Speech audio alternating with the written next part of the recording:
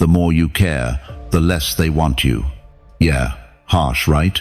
But if you've been chasing her, texting her good morning every day, waiting by your phone for her replies, giving her compliments she didn't ask for, and somehow she's getting colder, not closer, you start wondering, what am I doing wrong? I'm being good to her. I'm showing up. I'm available. Isn't that what women say they want? Here's the truth most men don't want to hear. Being available isn't attractive. Being predictable doesn't excite her. And being overly nice? That doesn't make her love you, it makes you invisible. Now, I'm not saying you have to be an asshole. That's not Stoic. But you do need to understand something deeper. Women are wired to chase strength, not softness. Desire comes from distance. Respect comes from restraint. And when you hand over your attention like candy, she stops craving the taste of you. In this video, I'm going to show you exactly why this happens and how to flip the dynamic without playing games, without lying, and without losing yourself. We're talking psychology. We're talking Stoicism. And we're talking about how to stop being the man she forgets and become the one she obsesses over. Let's get into it. Number 1. Why nice guys finish invisible. There's something quietly devastating about doing everything right and still being ignored.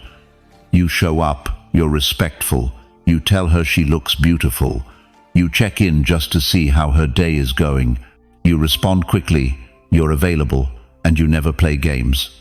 And then silence. Her energy shifts, her replies get colder, her interest fades, and you're left staring at your phone, wondering what invisible rule you just broke. Here's the rule. Effort doesn't equal attraction, and kindness without mystery, without masculine edge, without presence doesn't trigger desire. It registers as safe, and while safety is something women say they want, it's not what ignites them.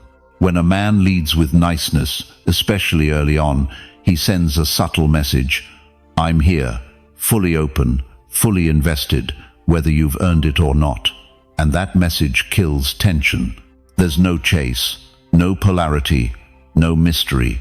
He's become a sure thing. And in the world of attraction, a sure thing is rarely a thrilling thing. Think about the dynamic. You give her constant access to your attention. You're always one step ahead, ready to compliment, ready to respond. You think you're building connection, but what she feels is emotional saturation. No space, no contrast, no curiosity. So instead of leaning in, she slowly leans out. This is where most men misread the moment. They try harder. More compliments, more availability, more reassurance. But every time you double down on niceness, you triple your invisibility. Because the deeper psychology is this: people don't chase what they already have, and they don't value what's given too easily. Let's say there's a man named David, 42, newly divorced, steady career, kind heart. He meets Melissa, 39, warm and charming. After a few dates, David showers her with affection, texts her daily, tries to show her he's not like the others. But in doing so, he never gives her the space to wonder, never lets her miss him, never holds anything back. Melissa doesn't reject him, she just forgets him. Because David made himself emotionally overexposed before he ever made himself intriguing. What creates desire isn't just behavior, it's energy, it's restraint.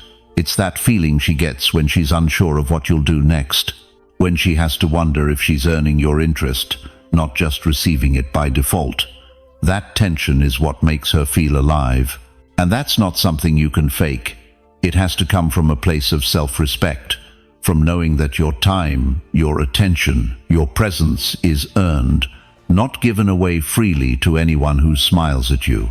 Men who grasp this don't stop being kind. They stop being overly accessible. They stop proving. They stop performing.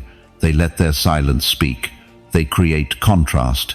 And in that space, a woman doesn't feel smothered.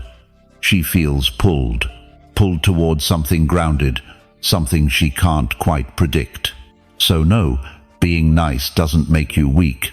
But when nice becomes your only currency, you become easy to overlook. And that's why nice guys don't just finish last, they finish invisible. If any part of that felt familiar, it's time to flip the script. Leave a comment right now and write this: I hold the frame. That's not just a phrase, it's a decision. And once you make it, everything changes, including the way she sees you. What you're about to learn next will show you exactly why that shift in energy rewires her response and why most men never figure it out. Stay with me. Number 2. Why certainty kills attraction. Attraction is not logical, it's emotional. And the biggest mistake most men make is trying to win her heart with logic. You show her you're available. You remind her you're loyal. You let her know exactly where you stand. You're consistent, reliable, predictable. You offer her the emotional equivalent of a warm blanket, steady, safe, known. But what you don't realize is that certainty doesn't create spark, it creates stillness. And stillness in the realm of desire is death. Desire needs space, it needs movement, it needs a current to chase. When a man is fully available, fully transparent, fully certain, there's nothing left for her to discover. No layers, no contrast, just comfort. And comfort isn't what wakes up her feminine energy. It's not what makes her want to reach for you when you're not there. In fact, it often makes her take you for granted. You may think, but isn't that what I'm supposed to do? Be clear, be stable, give her security. Sure, in a relationship that's already built, but during attraction, during the dance, certainty removes the mystery, and without mystery, there's no magnetism. It's not about being emotionally unavailable. It's about being emotionally centered, not reactive, not overcommitted before anything's even begun. Stoic philosopher Epictetus said, "We should not moor a ship with one anchor, or our life with one hope." That's exactly what many men do with women. They anchor their sense of self-worth in being accepted, being chosen, being enough. But when your sense of value depends on her certainty, you lose your center, and she feels it. Women can sense when a man is trying to lock something in too fast, when he's leading with emotional need instead of personal direction. That energy kills attraction, not because you're not good enough, but because your certainty feels forced. It robs her of the emotional journey. Uncertainty creates space for her to lean in. It makes her wonder what you're thinking. It gives her a reason to explore your mind, your moods, your motives. It doesn't mean being manipulative. It means having a life that doesn't revolve around being chosen. A man with purpose doesn't need to convince a woman. He doesn't need constant affirmation. He's already affirmed from within. Marcus Aurelius once wrote, "The opinion of 10,000 men is of no value if none of them know the truth." You have to know your truth. You have to trust your direction. And if she aligns with that, great. If not, you keep walking. That kind of quiet confidence, that ability to stay rooted while everything else moves, is what women feel drawn to, even if they can't explain why. The irony. When you pull back from needing certainty, you often become the man she feels most certain about. Because you're not chasing her approval, you're showing her something rare, a man who doesn't flinch. A man who doesn't fall apart when things are unclear. A man who can handle the unknown. That's strength. That's attraction. So if you're always the first to text, always quick to reply, always upfront with your feelings, thinking that more certainty equals more connection, stop. Let her wonder. Let her think. Let her come toward you. Not because you're cold, but because you're composed. Certainty makes you feel safe, but it makes her feel done. And done is where desire goes to die.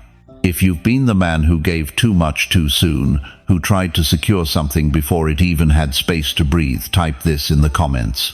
I lead with calm. It's not about withdrawing. It's about anchoring yourself so deeply that her curiosity becomes inevitable. And once you understand how this shift plays out in her mind, you'll never look at attraction the same way again. Don't blink. Number 3. Attention is her drug. There's something intoxicating about being desired. For many women, it's not even the relationship itself that pulls them in, it's the feeling of being wanted, not just once, constantly. Attention is affirmation, it's energy, it's proof that they still have the power, and once they get a taste of that power, it's hard to give up. Now here's where it gets tricky. Most men don't realize how powerful their attention actually is. They give it out freely, casually, endlessly. They confuse it with kindness, with honesty, with connection. But what they're really doing is feeding an addiction and depleting their own value. Let's take Mike, 45, owns a small business, recently divorced after a 17-year marriage. He starts seeing Natalie, 38, fun, witty, a little wild. Mike falls fast. He starts texting her every morning, likes every photo she posts, comments with hearts, shares playlists, sends her reels, calls her just to say he's thinking about her. At first, Natalie responds, "It feels good." She's glowing under the attention, but by week 4 her replies get shorter. She cancels dinner last minute. She doesn't call back. Mike's confused, hurt, and worse, hooked. The more she pulls away, the more attention he gives, thinking it'll pull her back. But what he doesn't see is that his attention became her supply, and like any drug, too much too soon dulls the high. Women crave attention, but they only respect the man who knows how to control it. When you offer it constantly, unfiltered, without discernment, you become a dispenser, and dispensers don't inspire desire. They become routine, predictable, taken for granted. In Mike's case, he thought he was being romantic.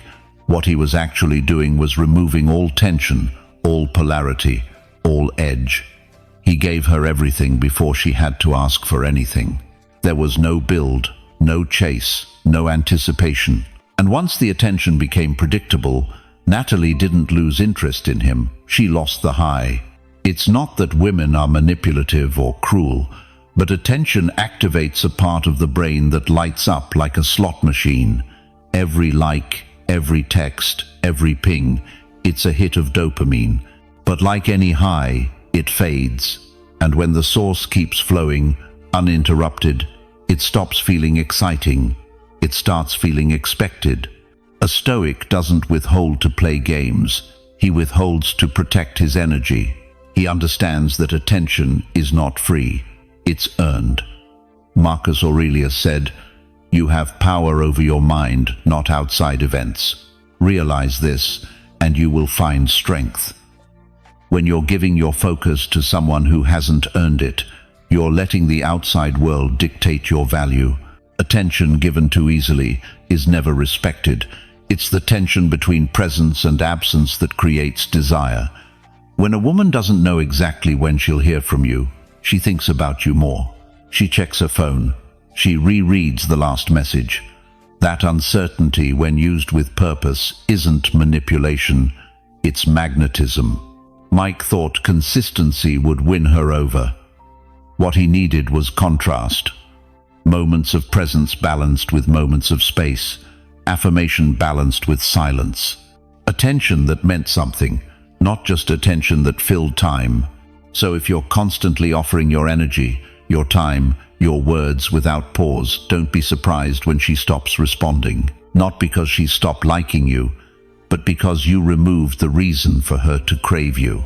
Pull back, not out of bitterness, but out of power, out of control, out of clarity.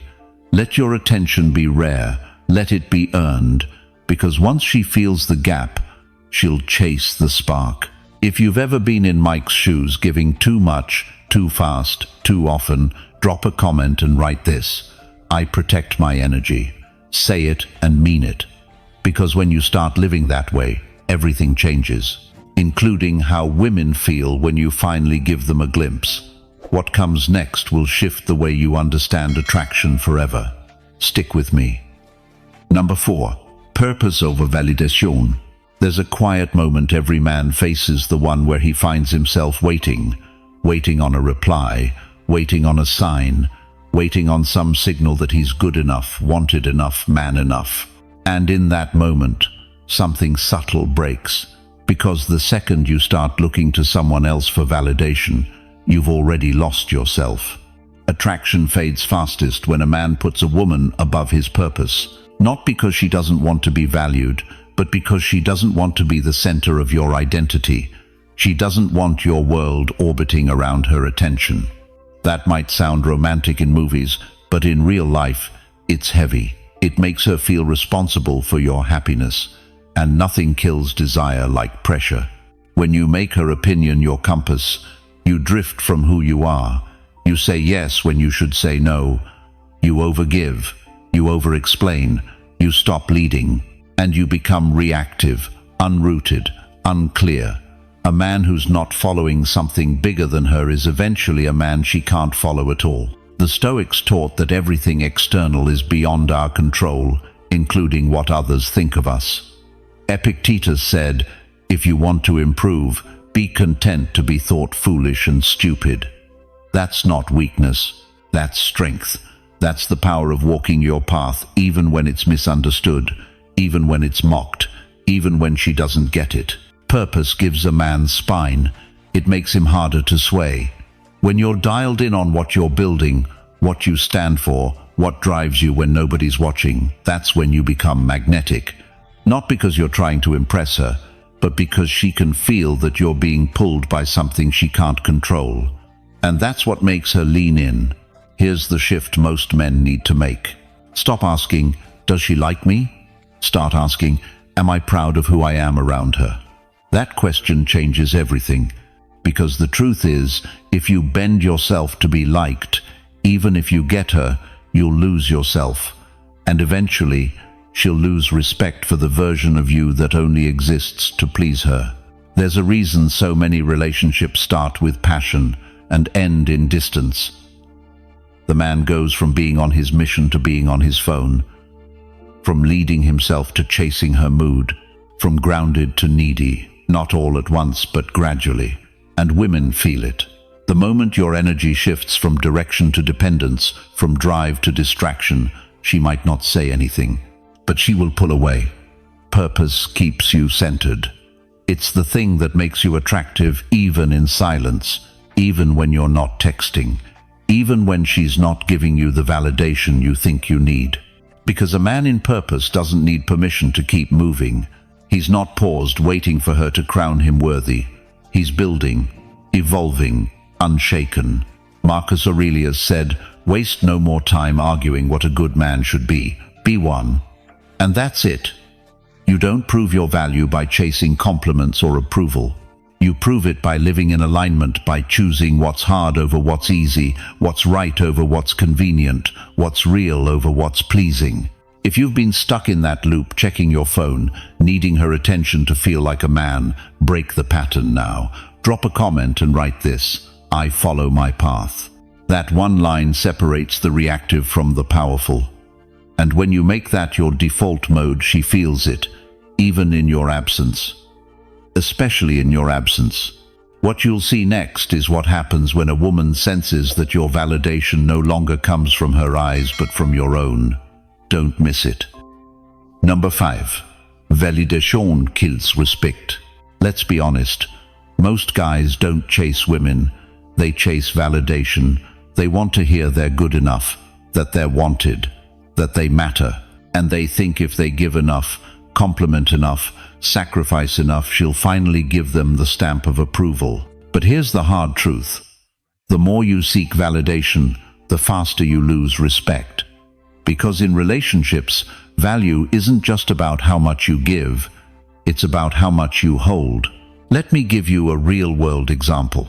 There's a guy named Brian, he's 48, owns a construction business, no kids, never married. He starts seeing Emily, a 1-year-old dental hygienist he met at a friend's dinner party. First few dates are great, fun conversation, solid chemistry. But Brian wants to make sure she knows how serious he is. So he starts sending flowers to her work. He texts her every night before bed. He drops little gifts, not because she asked, but because he wants her to see that he's the kind of man who shows up. The problem? He starts needing a reaction. If she doesn't say thank you right away, he spirals. If she doesn't reply fast enough, he feels rejected. What began as generosity turns into emotional dependency, and Emily starts to feel it. She doesn't feel special, she feels responsible for his self-esteem. That's where things fall apart. You might think you're expressing love, but when it comes from a place of needing recognition, needing to be seen, needing her to constantly validate you, you become emotionally expensive. And women don't stay in situations where they feel emotionally taxed. They pull away, sometimes slowly, sometimes overnight. There's a difference between offering love and begging for approval. One comes from confidence, the other comes from fear. And that fear of being not enough, of being forgotten, of being replaced seeps through everything you do. It's in the double texts, the oversharing, the constant reassurance seeking, and once she senses it, respect starts to erode. Respect is built when a man shows restraint, when he can love without losing himself, when he can express interest without collapsing if it's not returned immediately, when his energy says, I choose you, but I don't need you to choose me in order to keep being me. In Brian's case, what started as strength became fragility. His need for validation made him predictable, weak, not in effort but in energy. And Emily didn't hate him. She just lost that edge of admiration. The thing that makes a woman think, I don't just like him, I look up to him. That's the moment that disappeared. Here's what men forget. The most attractive energy is self-containment. It's presence without pressure, attention without agenda, desire without dependency. That's what creates pull. That's what creates trust.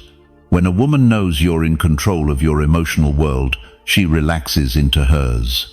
And when you give up that control, when your mood rises and falls with her response, you lose leadership, you lose polarity, you lose the dynamic that keeps attraction alive. So how do you shift? You stop making her opinion your fuel. You reconnect with who you were before you met her. The man who had his own rhythm, his own life, his own sense of value. You stop chasing responses and start watching patterns. You hold the line, not to punish, but to protect your power. If you've ever caught yourself needing her to validate you to feel whole, say it out loud in the comments. I choose respect over approval. You don't need her to clap for you to be worth something. You just need to remember who you were before you forgot. And in the next part, you'll see exactly what happens when you stop proving and start standing. Keep watching. Number 6. Love versus power. There's a tension every man has to learn to navigate the space between love and power. Most men fall hard into one and abandon the other. They either pursue love so deeply that they surrender all their strength, or they chase power so obsessively that they shut out connection. But the truth is, if you don't understand the balance between the two, you end up losing both. Let's get this clear. Real love doesn't require you to give up your power. And real power doesn't require you to deny your capacity to love. But when love becomes your only compass, when it overrides your boundaries, your purpose, your center, you lose something vital. You stop leading. You start orbiting. You become a man whose emotions depend on someone else's behavior. That's not love. That's emotional dependence wearing a nice suit. Power isn't about control. It's about direction. It's the ability to stay grounded no matter what's happening around you. When you operate from real masculine power, you don't chase, you attract. You don't beg, you decide. You don't collapse when love feels distant. You hold steady and let her come back into your gravity. Marcus Aurelius wrote, "You have power over your mind, not outside events. Realize this and you will find strength." That is the core of it. If your emotions rise and fall with someone else's attention, you've already given your power away.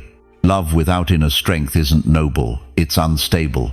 It turns you into a man who confuses submission with intimacy, overgiving with connection. And here's the hidden cost. Women don't respect love that's offered too freely. It sounds harsh, but it's true. When a man offers his heart without boundaries, without direction, without standards, what he thinks is deep devotion comes across as need. It feels weak, and attraction doesn't survive in weakness. You think you're loving fully. What she feels is that you've made her the source of your self-worth, and that's a weight she didn't ask to carry. Now flip the frame. When a man leads with power, not dominance, but grounded presence, everything shifts. He can love without needing. He can care without chasing. He can show up without asking to be approved. That kind of man doesn't ask, "Do you still want me?" He simply lives in a way that makes her want to stay close. Love offered from strength is magnetic. It's calm. It's unshaken. It says, "I'm here and I care deeply, but I will not beg. I will not lose myself. I will not forget who I am just to keep your attention." This is where most men fail. They think loving a woman means always saying yes, always giving more, always making her feel comfortable, even at the cost of their own dignity. But that's not love, it's performance. And women don't fall for performers, they fall for men who are real, even when it's uncomfortable. The Stoics didn't talk about love the way modern self-help does. They didn't chase feelings, they trained their responses. They learned to stand steady in joy and in heartbreak. That's power. That's what gives your love weight.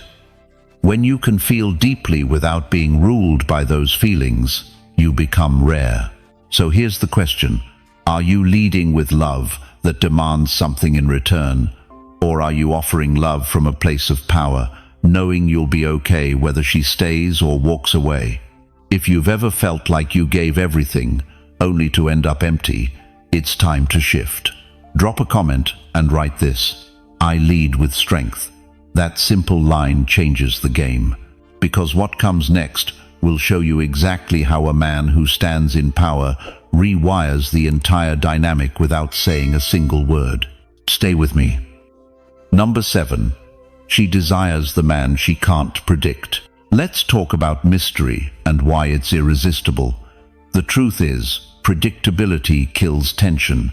It dulls attraction. It makes everything feel safe, yes, but also boring.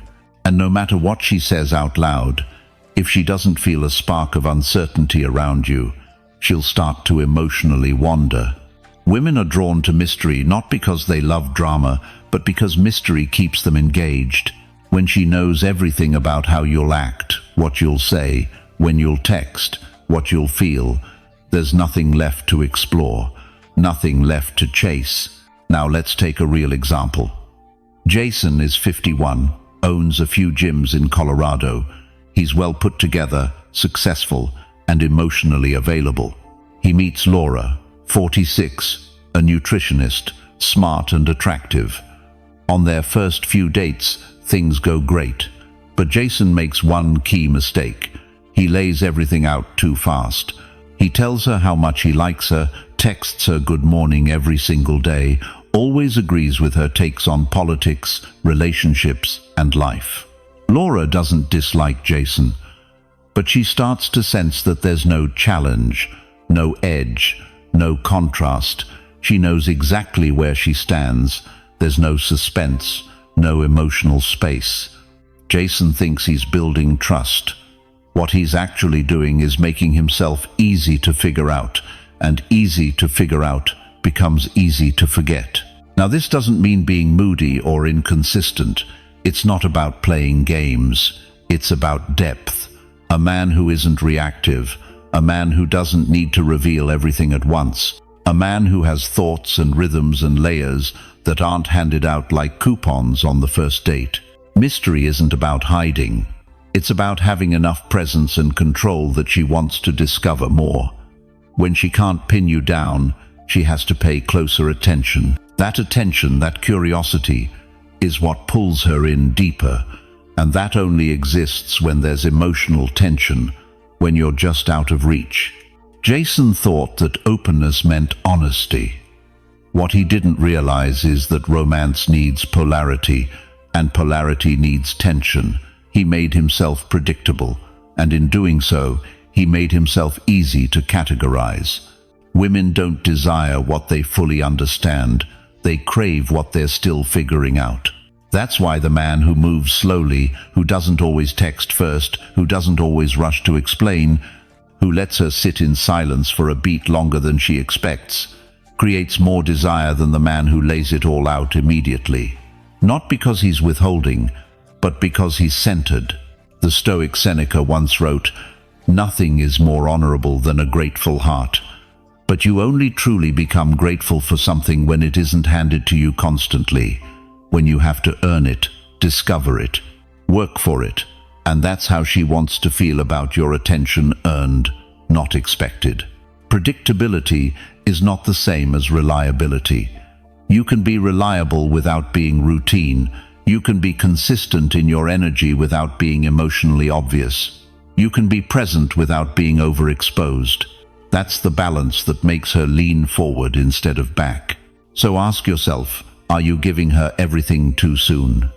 Are you afraid of being misunderstood, so you over-explain every thought and feeling? Are you trying so hard to be the good guy that you've become the known guy? If so, it's time to stop performing and start holding your energy like it's something worth discovering. If you've ever been in Jason's shoes, fully open, fully available, fully predictable, drop a comment and say this: I lead with mystery. That's how you shift from being understood to being remembered. Because what happens next is where attraction deepens, not through answers, but through curiosity. You won't want to miss it. Number 8. Mystery turns her on. Attraction doesn't run on logic. It runs on tension, emotional charge, uncertainty. And if there's one truth that most men underestimate, it's this: mystery doesn't just keep her curious. It turns her on, not in some vague, poetic way, but in a very real, psychological, even biological sense. When a woman can't fully figure you out, when she can't quite predict how you feel, where you stand, what's next, her emotional system activates. Her attention locks in, her imagination starts filling in blanks. And that imagination is often far more powerful than anything you could say or do directly. Here's where most men go wrong. They try to impress by being overly clear, overly accessible, overly available. They believe the more she knows, the more she'll feel safe. And while emotional safety is important in a long-term relationship, it is not what fuels attraction in the early stages. In fact, too much clarity too soon is the very thing that short-circuits the spark. Desire lives in the unknown. That's not manipulation, it's nature. The feminine craves emotional movement, waves, discovery. The moment she knows everything, the current stops flowing. She doesn't want to just be told how you feel. She wants to feel it slowly revealed, moment by moment, over time. She wants to sense that there's more to you than what's on the surface, and that she hasn't unlocked all of it yet. This doesn't mean playing games. It means having emotional restraint, not showing every card in the first 5 minutes, not dumping your entire backstory or emotional state on the table the moment she asks how your day was. It means staying grounded, even in moments when you could overshare, holding presence instead of rushing to please.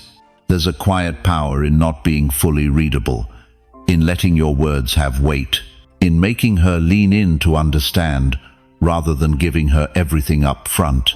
That's the energy that creates sexual polarity. Because when you're just a little out of reach, her energy instinctively moves toward you. The Stoic philosopher Epictetus said, "If you wish to be a writer, write." Let's flip that. If you wish to be magnetic, don't explain it, live it. Show it in your posture, in your pacing, in how you listen more than you speak, in how you respond instead of react, in how you don't need to prove anything. Mystery isn't about being cold, it's about being calm. It's about emotional self-control. When you don't rush to fill silences, when you're comfortable letting her wonder just a little longer, You're not being aloof, you're being masculine. Still, centered, confident enough to let her feel tension without immediately diffusing it. The guys who are constantly trying to prove they're good men often end up zoned or forgotten. Not because they're bad people, but because they remove all the charge. They give her what she says she wants, but not what her body responds to. That difference, it lives in the mystery. So stop explaining yourself. Let your actions build the story. Let your energy speak louder than your words. Let your presence be strong enough that silence feels like connection, not distance. If you've ever felt like you made yourself too easy to understand, too obvious, too available, too predictable, drop a comment and write this: I let her wonder, because what comes next will show you exactly why mystery, when used with purpose, doesn't just keep her curious, it keeps her coming back. You're not going to want to miss that. Number 9. Emotional distance is seductive. There's something about emotional distance that most men misunderstand. They think it's cold, detached, maybe even manipulative. But in reality, it's one of the most seductive traits a man can have when it comes from grounded confidence, not spite. Emotional distance doesn't mean ignoring her. It means not being pulled in by every wave of her emotion. It means not handing over your inner world for her approval. And most importantly, it means being centered in your own frame, no matter how close or far she stands. Let's look at an example.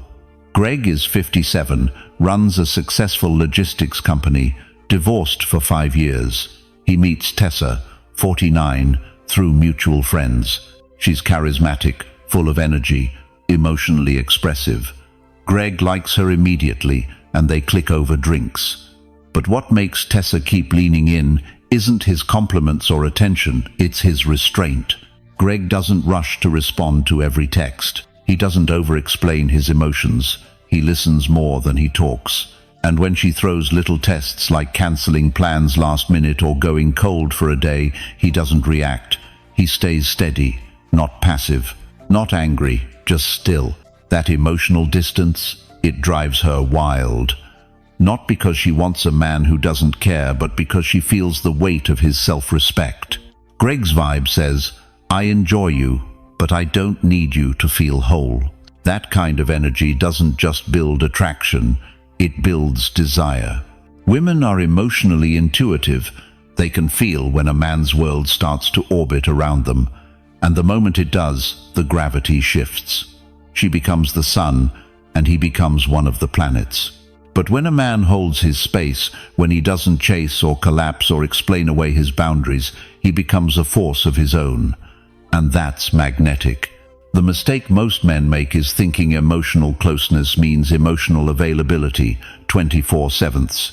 That's not connection, that's neediness. True closeness doesn't come from constantly expressing your feelings. It comes from presence, from depth, from the ability to sit in silence without needing to fill the air. Greg isn't aloof. He's intentional. He gives just enough to keep the fire burning, but not so much that it suffocates. He's close, but not clinging. He's emotionally open, but not emotionally reactive. That's what makes Tessa keep coming back. Not to fix him, not to decode him, but to feel him. If you've ever been in Greg's shoes or wish you were, drop a comment right now and say this: I protect my center. Because once you start doing that, once you stop giving yourself away just to feel chosen, everything changes. And in the next part, you'll understand exactly why pulling back doesn't push her away, it pulls her closer. Stay sharp. Number 10. Stop giving her the crown. Somewhere along the line, men were told that putting a woman on a pedestal is the ultimate form of love, that making her the center of their world would make her feel safe, desired, honored. But here's the reality: it doesn't make her feel loved. It makes her feel burdened and eventually bored. You weren't meant to serve at her feet. You were meant to stand beside her with a spine. When you give her the crown, you hand over the frame, the energy, the direction. You make her the leader, even if neither of you says it out loud. And the moment she becomes the emotional leader, she stops feeling feminine. She starts feeling responsible. That's not attraction, that's weight. Now let's be real. Admiration is good. Appreciation is necessary. But worship? That's where men lose themselves. That's where the dynamic flips, and suddenly the man is chasing her validation like a child chases praise. That's when "I value you" quietly becomes "I need you to tell me I'm enough." That crown you gave her, she didn't ask for it. And deep down, she doesn't want it. Because the woman you're drawn to, the one with charm, beauty, warmth, doesn't want to be your queen. She wants to feel like your woman. She wants your strength, your clarity, your decisiveness, not your emotional dependence disguised as devotion. A man who crowns a woman above himself always ends up beneath her, not because she demanded it, but because he voluntarily gave up the throne of his own life. And when that happens, something subtle but powerful dies: her respect. Stoic wisdom teaches this with sharp clarity. Marcus Aurelius wrote, "The happiness of your life depends upon the quality of your thoughts." When your thoughts are obsessed with pleasing her, guessing her next move, earning her constant approval, you're not thinking like a king, you're thinking like a servant, not in power, but in need. And here's what most men miss. The moment you need to be chosen, you're already not. Because real attraction flows to the man who doesn't need to be picked. He's already chosen himself. He's already walking his path. And if she walks with him, good. If not, he doesn't lose direction. Taking the crown back doesn't mean becoming cold, arrogant, or indifferent. It means reclaiming leadership of your own life, making your mission the center again, not her mood, not her attention, not her validation, your focus, your standard, your path. You can love a woman deeply and still not hand her the throne. You can cherish her presence without turning her into your purpose. And when you get that balance right, something shifts in the way she looks at you. She softens, she leans in, she trusts the frame you're holding, and that's when polarity returns. That's when desire wakes back up. So if you've been giving her the crown, maybe without even realizing it, it's time to take it back, not from her, but from the version of you that forgot you were the king. What you've just heard isn't about playing games. It's about remembering who you are. It's about shifting the frame where you stop chasing validation and start standing in your power. Because the truth is, women don't want a man who abandons himself to win her. They want a man who chooses himself first and invites her into that strength. You've learned why being too available makes you invisible, why certainty kills the spark, why attention, when given without value, loses its power, and why the most magnetic men don't try to be loved, they simply live in a way that commands it. If that hit something real for you, if you know it's time to stop proving and start leading, make sure you subscribe. This is just the beginning. Thanks for being here. I'll see you tomorrow.